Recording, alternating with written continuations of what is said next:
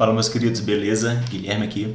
Bora lá então para mais uma resolução aqui de listas da nossa série pré-cálculo, né? Tratando do nosso capítulo 2, cujo tema é funções, mais especificamente aqui no tema 2.3, que é de função linear. Então até agora a gente viu as propriedades gerais das funções e dos gráficos das funções. Agora a gente vai começar a ver os tipos mais específicos de funções, começando aqui da mais simples possível, que é uma função linear, né? A função do tipo ax mais b. Função linear, porque ela está na primeira potência na variável x. Beleza? Mas antes da gente começar a falar da nossa lista em si, se você está vendo esse vídeo no YouTube, já peço então que você dê uma curtida, já manda para a galera que você sabe que também está precisando ver esse tipo de conteúdo e já se inscreve no canal, tudo aí que você pode fazer para dar uma força para o nosso trabalho, beleza?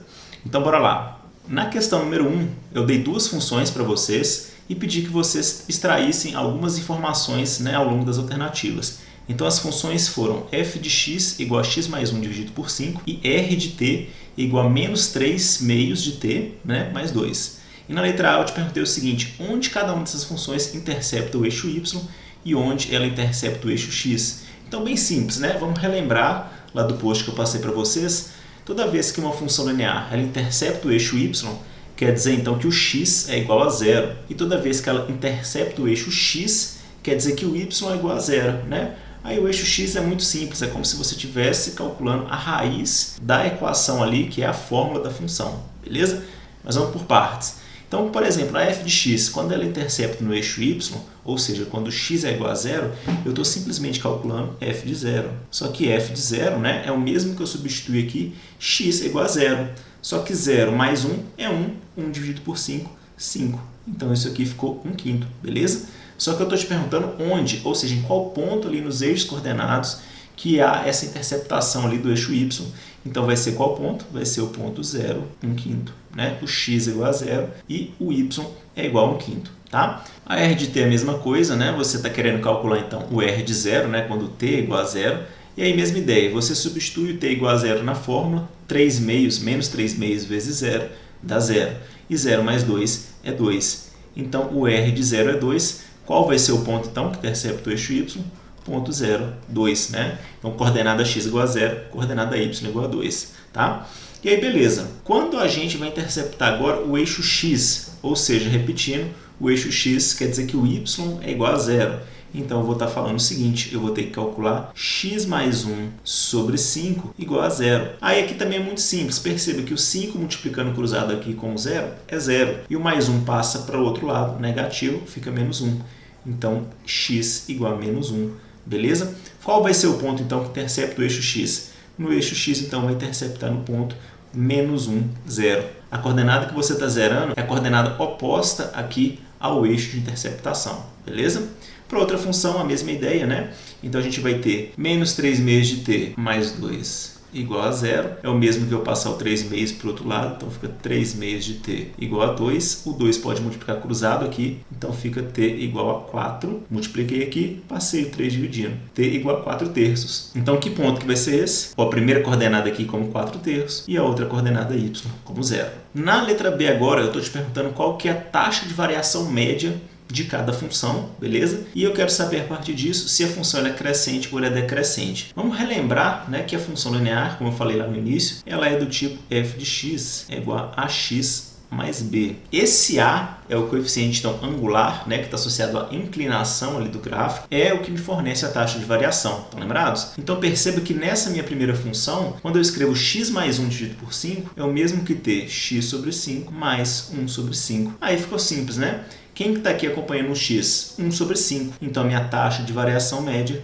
é 1/5 para a primeira função. Aí perceba que essa taxa de variação média ela é positiva, ela é maior do que 0. Portanto, a minha função ela é crescente. Tá certo? Para a outra função, para r de t, a gente vai fazer algo parecido, né? Percebe que aqui já está separado, né? O que está multiplicando aqui é o t, é o menos 3 meios aqui, ó. Então, a minha taxa de variação média é simplesmente o menos 3 meios. Perceba que ela agora é negativa. Se ela é negativa, se ela é menor do que 0, a minha função r de t, ela é decrescente. E, para finalizar essa primeira questão, agora a gente vai esboçar o gráfico de cada uma das funções e vai identificar todas essas informações que a gente acabou de calcular. Então vamos relembrar, para eu esboçar o gráfico de uma função linear, eu preciso simplesmente de 2 pontos, né? Entre 2 pontos se liga uma reta. E a gente viu que o gráfico de uma função linear é uma reta. beleza? E aí o que eu falei para vocês, sempre quais são os pontos mais fáceis, exatamente aqueles pontos onde intercepta cada um dos eixos. Então o que a gente calculou? Quando intercepta aqui o eixo y, então o meu x aqui vale 0, beleza? E o meu y vale 1/5. Então eu tenho esse ponto aqui. E, por outro lado, né, quando você está interceptando o eixo x, o y vale 0 e o x a gente calculou que vale -1. Então a gente tem esse ponto aqui. Se a gente tem dois pontos, vamos ligar então uma reta passando por eles. Então pronto, está aqui a minha reta que está definindo então o gráfico da minha f de x. Perceba o que a gente pode extrair desse cara. A gente viu então que a inclinação ela realmente é positiva, a gente está vendo o gráfico subindo, beleza? E os pontos então que a gente já discutiu. Quando o x então é 0 e o y é 1/5, a gente tem um ponto aqui que intercepta o eixo y. E quando o y é 0 e o x é -1, tem um ponto aqui onde intercepta o eixo x. E a gente consegue ver também que o termo independente, o b, né, da função f de x igual a x mais b, é exatamente aqui o termo onde cruza o eixo y, que vale 1/5. Tá? Mesma coisa, então, a gente vai fazer no gráfico da r de t. Eu tenho, então, os dois pontos que a gente calculou. Quando, então, o t era igual a 0, o y era igual a 2, né, já tenho ali o termo independente.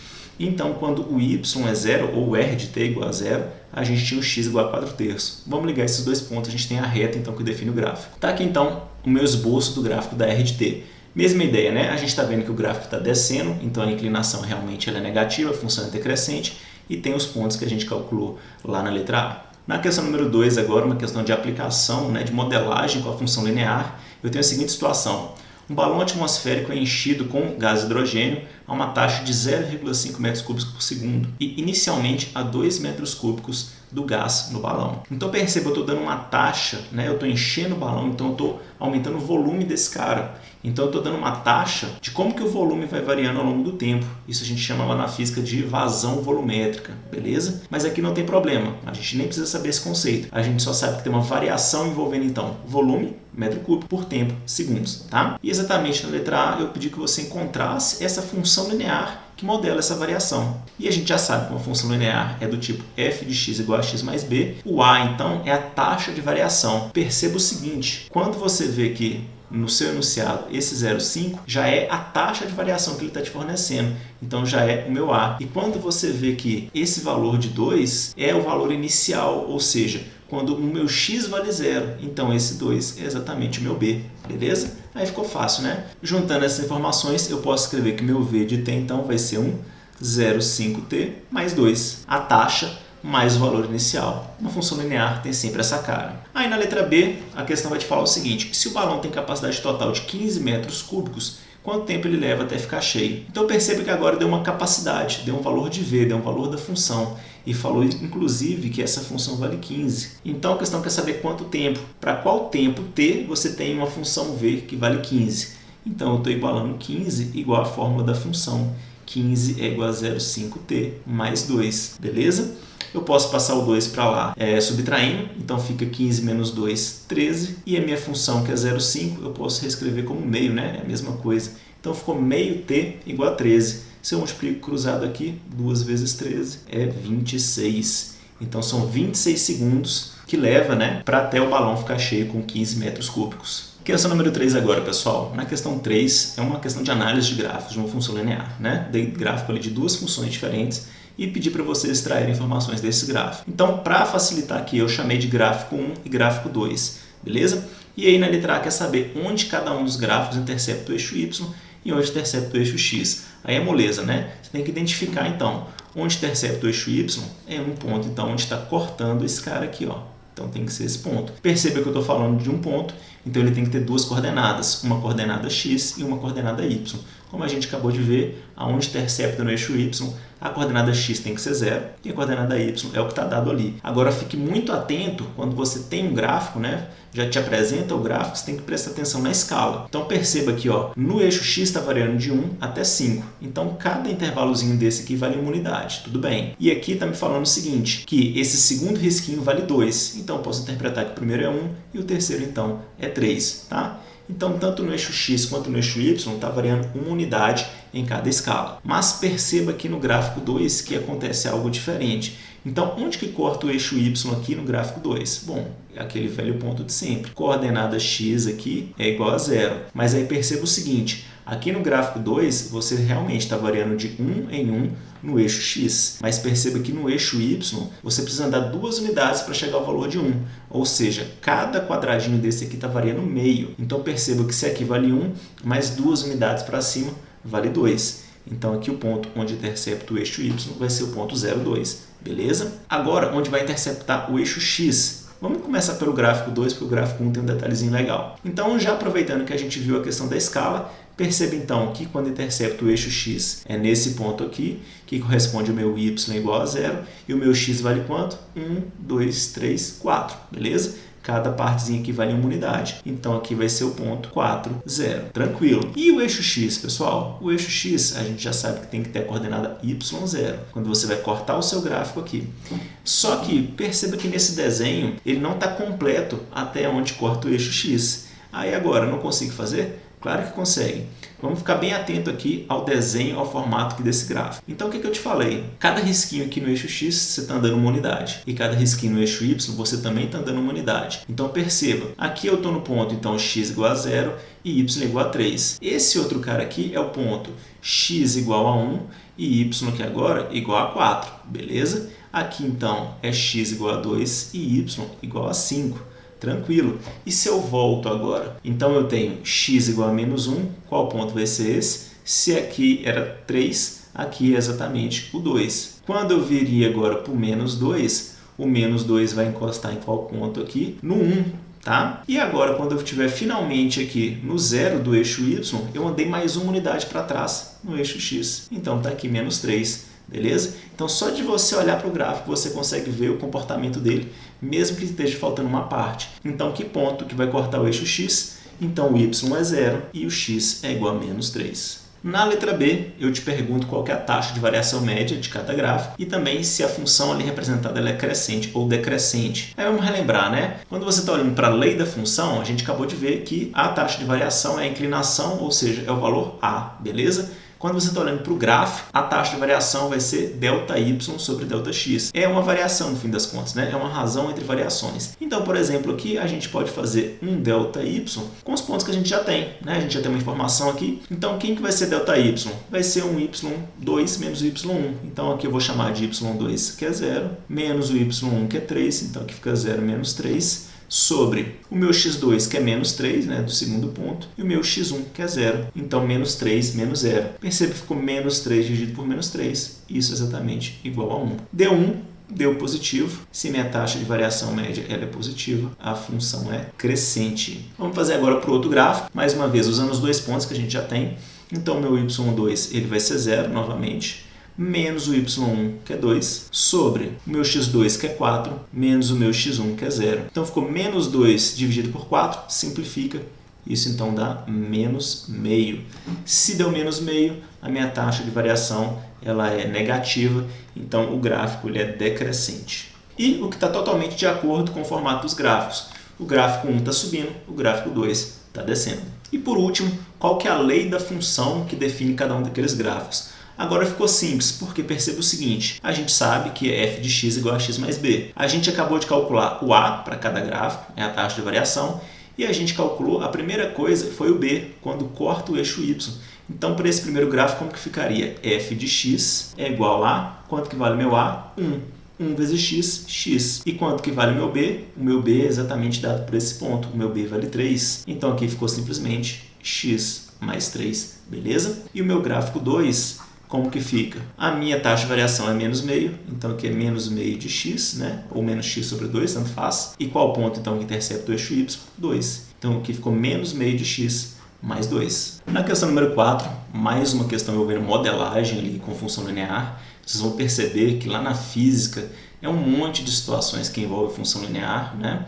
Então, vale a pena você ver com calma essa parte do conteúdo, porque quando chegar depois, você vai ver que está tudo repetido, né? Às vezes você mudou o nome, mudou a variável, mas a análise é exatamente a mesma. Então, na 4, fala o seguinte, o custo mensal para se manter um carro depende da quantidade de quilômetros rodados. Lara percebeu que, em maio, o custo, então, foi de R$ 380 para 480 quilômetros rodados. E em junho, foi de R$ 460 para 800 km rodados. Assuma que é uma relação linear entre o custo mensal e a quantidade de quilômetros rodados. Na letra A, então, eu te peço que você ache a função linear que modela o problema. Então tá, eu quero achar uma função c de x. Então c é o custo, x é a quantidade de quilômetros rodados. Se é uma função linear, a gente já sabe que c de x ela vai ter que ser do formato ax mais b. Ok, então para eu conseguir construir essa função, eu preciso achar o meu a minha taxa de variação média, está aqui, e eu preciso achar o meu b, meu termo independente, né, onde corta ali o eixo y. Tem várias formas da gente fazer isso. Vamos então perceber o seguinte, a questão te deu 2 pontos, ela te deu informações sobre 2 pontos.